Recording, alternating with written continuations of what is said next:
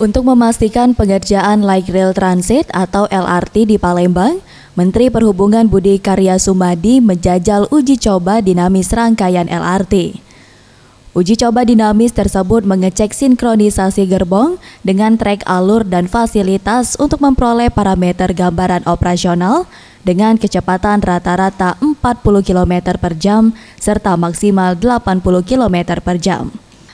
Menteri Perhubungan Budi Karya Sumadi memastikan progres pengerjaan LRT tersebut on the track dengan perencanaan yakni selesai akhir Juli sebelum Asian Games 2018. Pihaknya sudah mempercayakan operasional LRT kepada PT Kereta Api Indonesia yang sudah profesional urusan mengangkut penumpang.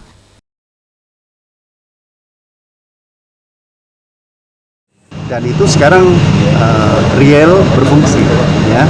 Nah, oleh karenanya angkutan bus itu yang jalannya lebih besar, angkutannya lebih banyak akan kita aktifkan. Sehingga, nah kita memang membagi beberapa kegiatan untuk LRT Palembang ini. Kita sudah menunjuk PT Kereta Api dengan melakukan subsidi, ya, subsidi operasional.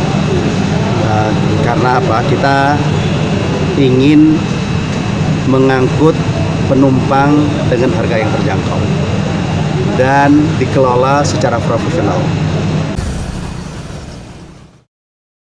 Ia menambahkan jika LRT sudah dioperasikan, pihaknya akan memfokuskan integrasi moda transportasi massal tersebut dengan angkutan umum lain seperti transmusi dan bus air. Tim Liputan Sriwijaya TV.